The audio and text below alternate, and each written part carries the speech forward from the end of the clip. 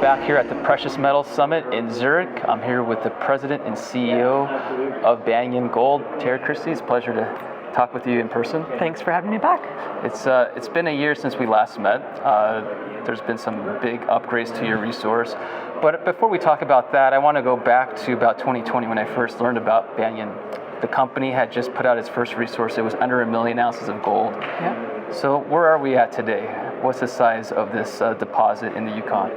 We're now at 6.2 million ounces. So when we talked last year, we were still at 4 million. That was our second resource that we put out in 2022. And then we drilled another 50,000 meters and came out with 6.2 this spring.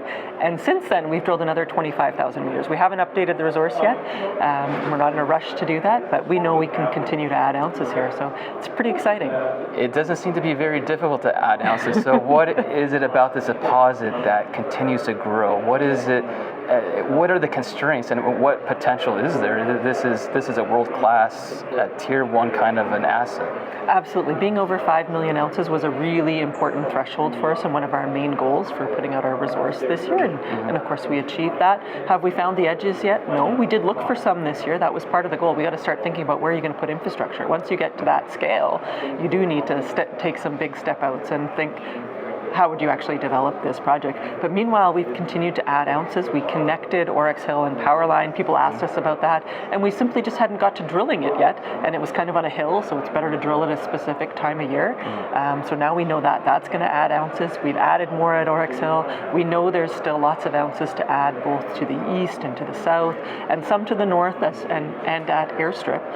But Powerline's really been the most exciting deposit, so it's really been our focus. So this comprises of this total resource base is out of 3 deposits? 3 deposits, yeah. And Powerline is, they said, is where the primary... it's 3.8 million of that. And it was our brand new discovery in 2019. We made the new discovery. And that's an exciting thing about this project as well, is it's not something that's been sitting around with a resource and somebody came and drilled it again.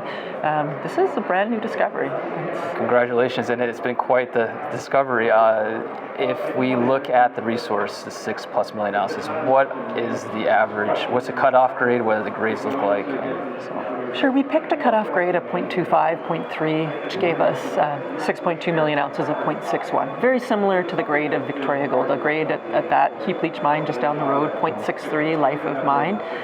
But if you look at our sensitivity charts, if we'd have picked a 0.5 cutoff, we would have had 4.5 million ounces at just under a gram, 0.95. So there are other ways to look at this deposit, and that's one of the things that we're focusing some of our technical work over the winter, is looking at the high grade, both from structural controls and where we know we might be able to drill off more higher grade, but also from an engineering perspective, because drilling off high grade where you're not going to mine it first, probably not the most helpful in a project. So taking an engineering eye and saying, okay, where are you going to mine first? And that's really going to help guide our work when we get back to drilling.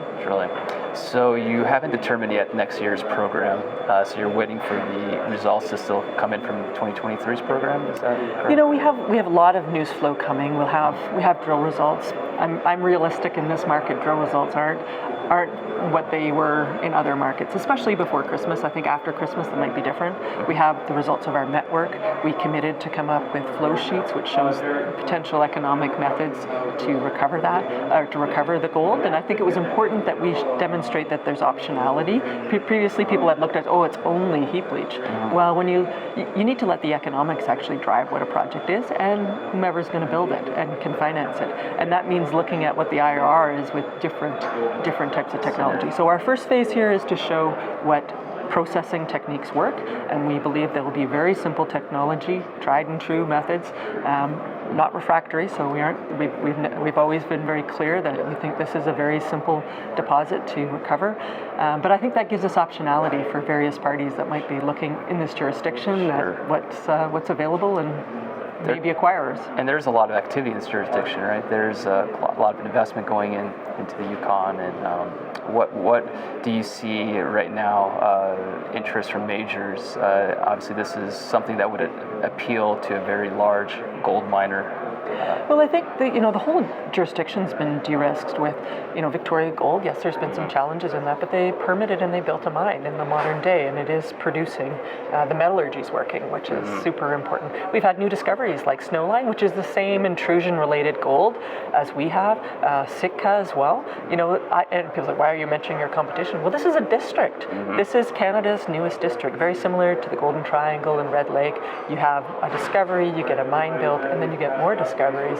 And that's really what draws attention. Once you can say, hey, there's a 20 million ounce camp here, that really does become exciting in a permittable jurisdiction where, we've got geopolitical certainty. That's also pretty rare these days. That is, and that's a primary concern of many. It's a primary concern of most CEOs. They haven't seen this in decades. So where are you right now, the deposit? Let's talk about maybe the geology of it. Sure. So it's near surface. Yep.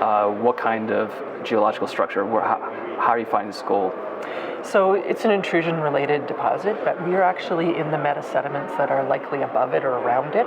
So, key difference with Snowline and Victoria Gold is, Victoria is mining and intrusive, and it's a sheeted vein system. We have these sheeted veins, the same as them, lots of visible gold, and they're roughly horizontal, which is a bit unique, and remarkably consistent across almost 5 kilometers, which is a very large deposit.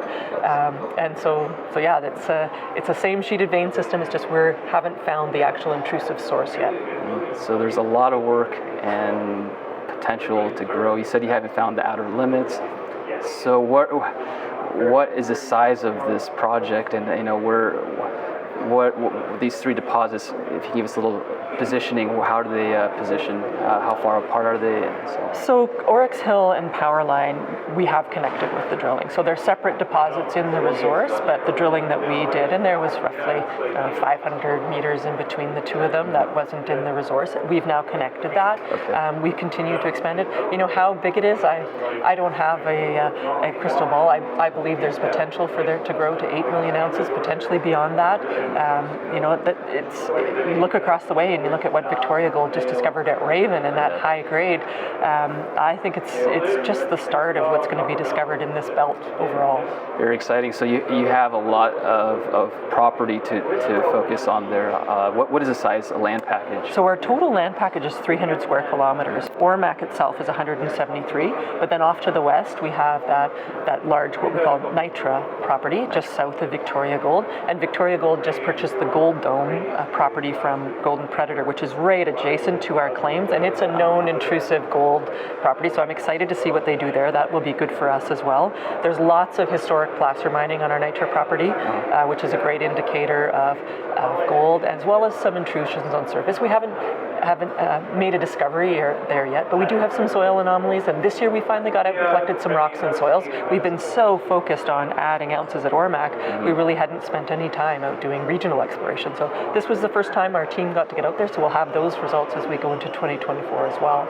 Excellent. So looking ahead in 2024, the company seems to be in a good financial position. You are not at a lot of companies here looking to raise capital. Banyan isn't in that position right now. Yeah, we're here talking to our shareholders and getting some feedback too. What do people think that we should do? It's always good to check what you're planning to do. We have a strong treasury with $8 million in the bank. That gives us lots of options. We're exploring those options and doing some technical work. We actually have time to think through, what could we do? What milestones how would that add shareholder value? What are our odds of success?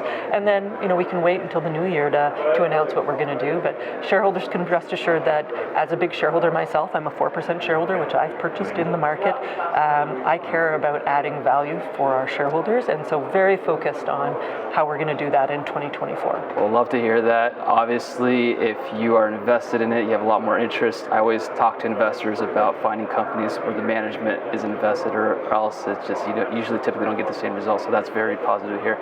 We're really looking forward to your 2024 plans, so we'll keep an eye on that, and it's a couple months away.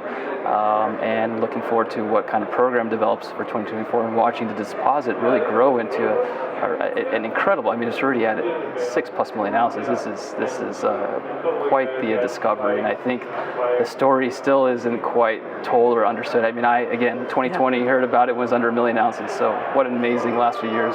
Thank you. Well, our team continues to be very driven. We are very focused on results and moving this project forward, de-risking it. So look for us to continue to do that in 2024.